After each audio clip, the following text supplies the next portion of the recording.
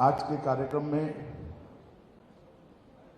यहाँ मंच पर उपस्थित इसी पवित्र धरती के धरती पुत्र और भारत के महामहिम उपराष्ट्रपति महोदय सम्माननीय एम वेंकैया नायडू जी, स्वर्ण भारत ट्रस्ट के अध्यक्ष श्री कामिनेनी श्रीनिवास जी,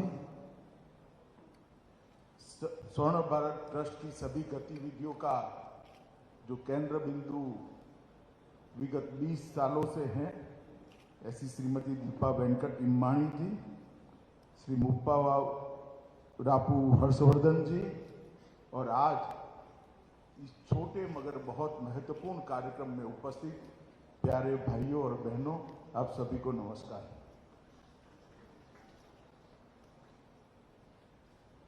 आज मैं यहां आया हूं तब स्वाभाविक रूप से ये वेंकैया नायडू जी का नेटिव प्लेस है और इनके नेटिव प्लेस पर हर भारत के सार्वजनिक जीवन के व्यक्ति ने एक छोटी सी भी गतिविधि अपने मूल के साथ जुड़े रहने के लिए करनी चाहिए। इसका एक बहुत अच्छा उदाहरण वेंकैया जी ने प्रस्तापित किया है। इसको देखने के लिए मैं आज यहां पर आया हूं। मैं ट्रस्ट के बारे में बाद में बात करूंगा, मगर वेंकैया जी की अनुमति के साथ पहले मैं वेंकैया जी के लिए बात करना चाहता हूं। वैसे तो वेंकैया जी आज भारत के उपराष्ट्रपति हैं और जैसा उनका नेचर है, डिसिप्लिन नेचर है, उन्होंने संविधान की भावनाओं का सम्मान करते हुए सारी राजनीतिक गतिविधियों से अपने को अलग अलग कर लिया है। मगर मैं तो भारतीय जनता पार्टी का कार्यकर्ता हूं और वेंकैया जी भारतीय जनता पार्टी के वरिष्ठतम नेताओं में से एक हैं। देश भर के भारतीय जनता पार्टी के प्रमुख नेताओं में से वेंकैया जी जब राजनीति में थे, उन्होंने भारतीय जनता पार्टी का नेतृत्व किया। मैं आज आपको बताना चाहता हूं, मैं जब जिले का महामंत्री था, एक डिस्ट्रिक्ट जनरल सेक्रेटरी था, तब वेंकैया जी देश के राष्ट्रीय अध्यक्ष थे और हम सब उनको राष्ट्रीय अध्यक्ष के रूप में काम करते हुए देखते थे। मैं बहुत बचपन से भारतीय जनता पार्टी का कार्यकर्ता बना, लगभग समझ आई, तब से इसी विचारधारा से जुड़ा। मैंने भारतीय जनता पार्टी की गतिविधियों को बारीकी से देखा है और मेरा सौभाग्य रहा, बाद में मुझे भी पार्टी का अध्यक्ष बनने का मौका मिला। तब पार्टी के अंदर जितना भी डॉक्यूमेंटेशन था, उस वक्त सारे मेरे पूर्व अध्यक्षों ने जो काम किए थे उसका मैंने डिटेल स्टडी करने के लिए एक टीम बनाई थी और उसका मैंने भी स्टडी किया था। मैं निसंकोच कह सकता हूं कि वेंकैया जी के अध्यक्ष रहते हुए पार्टी बैक टू बेसिक्स की ओर गई और वहां से पार्टी का ग्राफ ऊपर बढ़ना शुरू। राजनीति के अंदर कोई भी विचारधारा के आधार पर जब पार्टी बनती है, तब आइडियोलॉजी का प्रचार प्रसार, उसका इंप्लीमेंटेशन ये महत्तम मात्रा में होते हैं। मगर जब राजनीतिक दल होता है तो अनेक प्रकार के उतार चढ़ाव से राजनीतिक दल को आगे बढ़ना पड़ता है और जाने अनजाने में किसी का ऐसा उद्देश्य नहीं होता, मगर कभी न कभी पार्टी अपने रास्ते से थोड़ी इधर उधर होनी पड़ती है, क्योंकि फ्लेक्सिबिलिटी नहीं है तो पार्टी टिकती भी नहीं। परंतु वेंकैया जी के समय पर जो मैंने कहा बैक टू बेसिक्स, ये वेंकैया जी के समय पर पार्टी ने फील किया। राष्ट्रीय अध्यक्ष का दौरा कैसा हो, राष्ट्रीय अध्यक्ष की अध्यक्षता में कार्यालय कैसे चले, घर से कार्यालय नहीं चलेगा, कार्यालय में से कार्यालय चलेगा। 9 बजे वेंकैया जी का खौफ होता था, स्वयं वेंकैया जी 9 बजे कार्यालय पर आ जाते थे। इतने डिसिप्लिन तरीके से उन्होंने पार्टी को आगे बढ़ाने का प्रयास किया और उस वक्त बड़ा कठिन काल था पार्टी। अटल जी जैसे लोकप्रिय और देश के सर्वश्रेष्ठ नेता के साथ अध्यक्ष के रूप में काम करना बहुत कठिन होता है, मगर उन्होंने पार्टी को पकड़ कर रखा, पार्टी को आगे बढ़ाया। मैं मानता हूं ये बहुत बड़ी बात है और मेरे जैसे हजारों कार्यकर्ताओं के लिए ये सीखने की बात है कि जब आप पार्टी का काम करते हो, हमने पार्टी का ही सोचना चाहिए, पार्टी के ही सिद्धांतों की बात करनी चाहिए। व्यक्ति जरूर महत्वपूर्ण होते हैं, मगर सबसे महत्वपूर्ण पार्टी होती है। और इलेक्शन वेंकैया जी ने कोई भाषण करे बगैर अपने कर्तृत्व से सभी राजनीतिक दलों के लिए एक उदाहरण सेट किया था। एक गरीब किसान परिवार में जन्म लेकर समुद्र किनारे से 20 किलोमीटर दूर के गांव में जन्म लेकर भारत का उपराष्ट्रपति बनना, भारतीय जनता पार्टी का अध्यक्ष बनना, अनेक विभागों के मंत्री बनना और हर जगह पे कंट्रीब्यूशन करना, ये बहुत बड़ी बात होती है। ये बहुत बड़ी बात होती है किसी भी व्यक्ति के लिए, किसी भी पार्टी के कार्यकर्ता के लिए। मगर वेंकैया जी के जीवन में उससे एक बड़ी बात है, ये पूरी यात्रा में जो जो उनको भूमिका मिली, वो भूमिका के हिसाब से डिसिप्लिन तरीके से एक सार्वजनिक जीवन के कार्यकर्ता के नाते उन्होंने अपना जीवन जिया है, एक डिसिप्लिन तरीके से। आज भी उपराष्ट्रपति है, इतने लंबे समय तक पार्टी के कार्यकर्ता रहे, कभी मैंने उनके मुंह से गलती से भी नहीं सुना है कि अपनी पार्टी। मैं कई बार मिलने जाता हूं संसदीय कामों के लिए, तो कहते हैं कि भाई बीजेपी पार्टी का स्टैंड क्या है, बताओ, स्मूथ चलाना है या नहीं चलाना। मुझे थोड़ा आश्चर्य होता है, मैं शायद उनकी जगह होता तो एक कमरे में ऐसा कभी न बोल पाता, मगर वेंकैया जी आराम से कहते हैं कि भाई बताओ बीजेपी पार्टी का स्टैंड क्या है। अब हम तो उनसे गाइडेंस लेने के लिए गए होते हैं, मगर वो टेक्निकली हमें बताते हैं कि बीजेपी पार्टी का स्टैंड क्या है।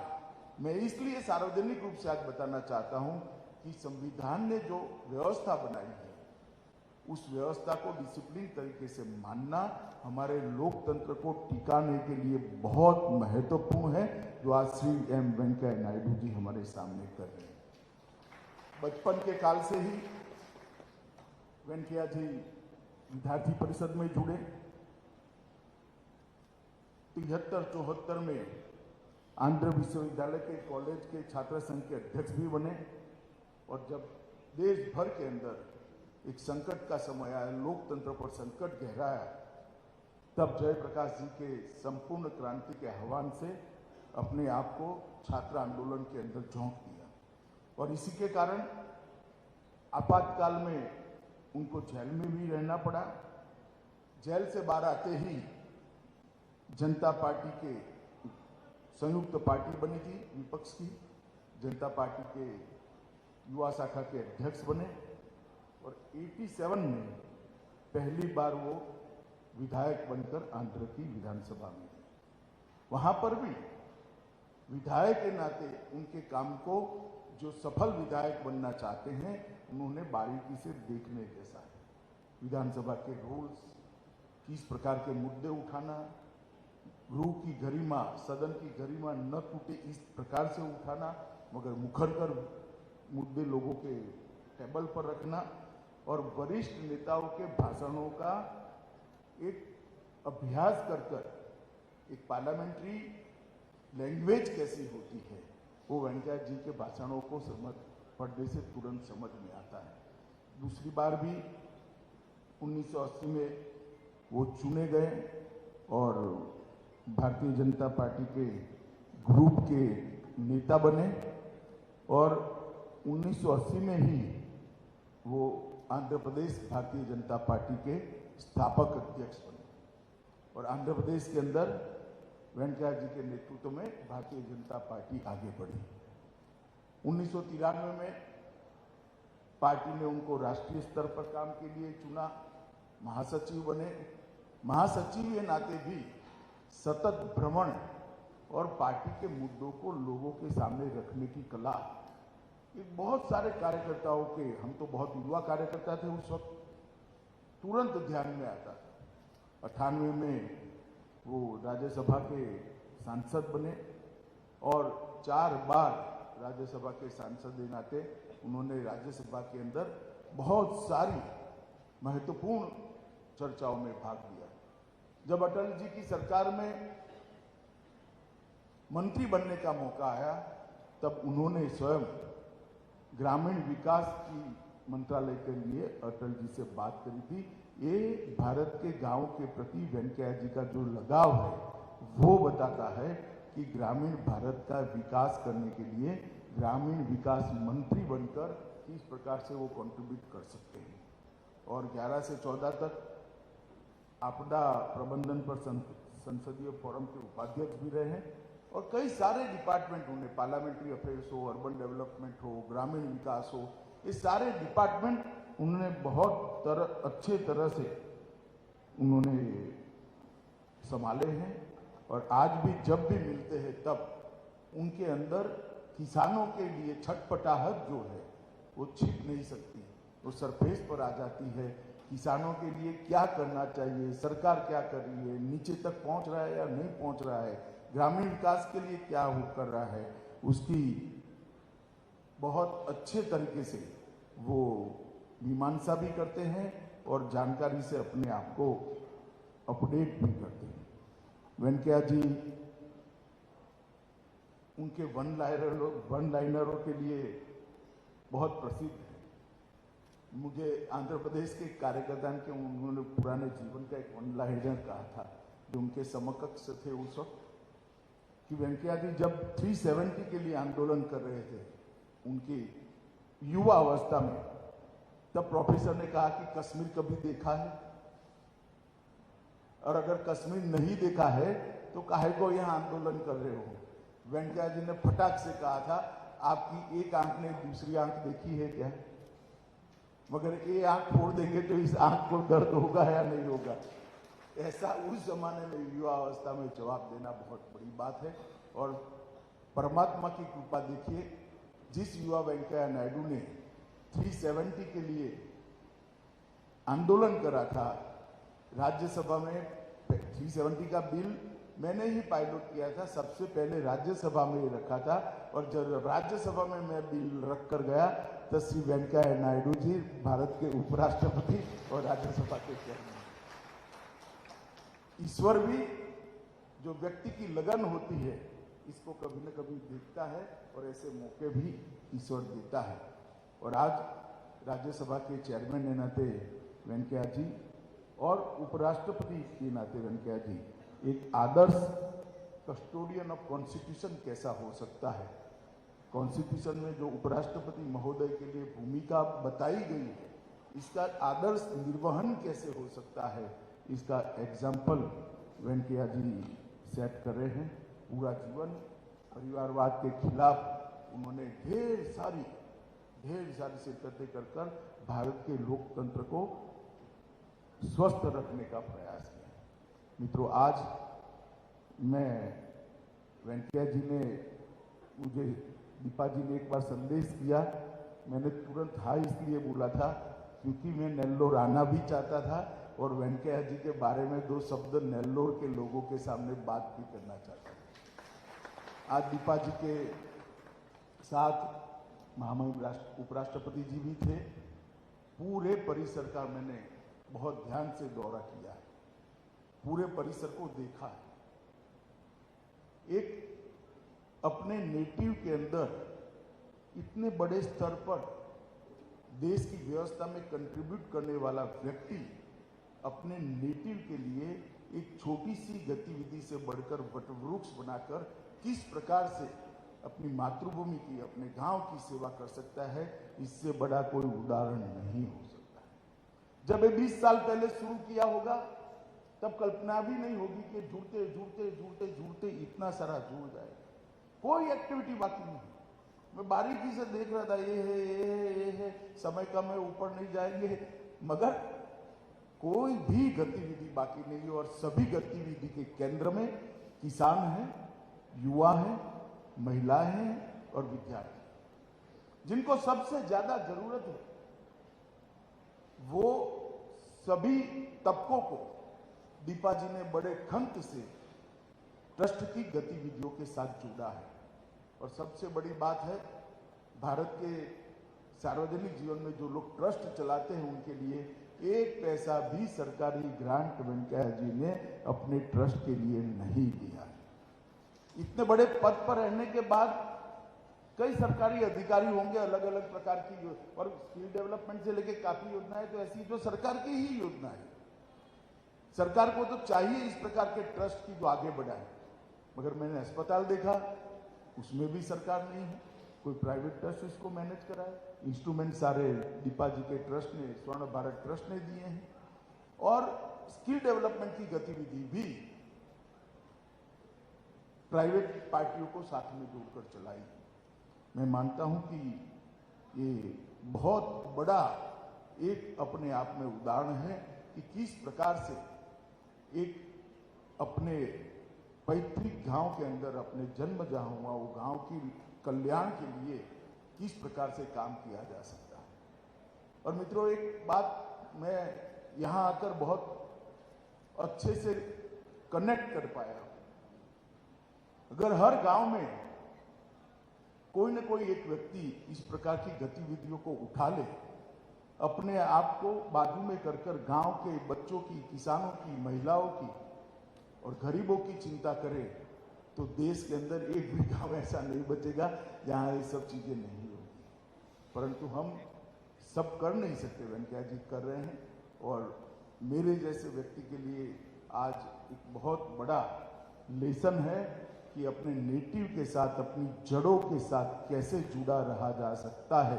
इसका एक आइडियल एग्जाम्पल इस स्वर्ण भारत ट्रस्ट है, और मैं वेंकैया नायडू जी को इस ट्रस्ट के प्रेरणा स्वरूप, प्रेरणा मूर्ति के रूप में बहुत बहुत बधाई देना चाहता हूं कि इन्होंने नेल्लोर के युवाओं के, किसानों के, बच्चों के और गरीबों के कल्याण के लिए इतना बड़ा गतिविधि का केंद्र बनाया है, और स्वयं इतने इन्वॉल्व है कि हर चीज उनको मालूम है। और दीपा जी ने भी और ट्रस्ट के अध्यक्ष जी ने भी उसको बहुत आगे बढ़कर बढ़ाया है।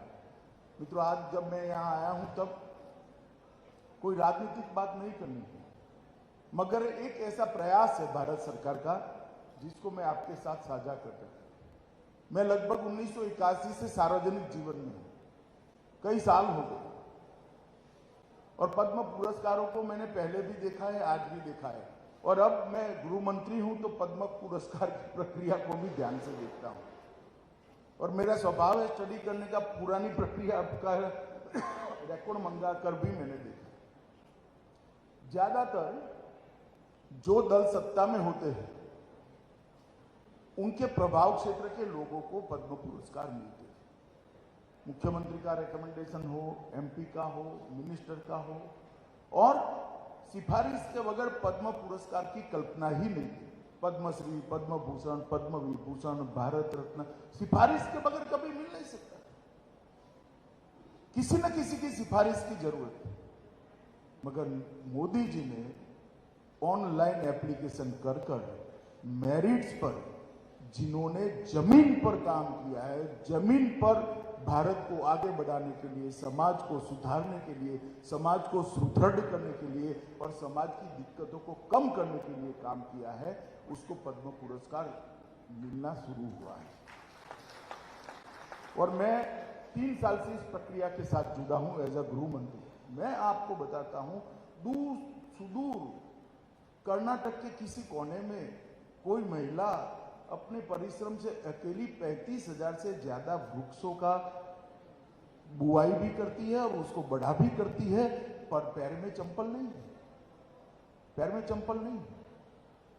मगर उसको किसी की सिफारिश की जरूरत नहीं, गड़बड़ अक्षरों में कन्नड़ में लिखा हुआ स्वयं का परिचय पत्र वो भेजती है, और आज पद्मश्री से सम्मानित होकर देश की करोड़ों गरीब महिलाओं को।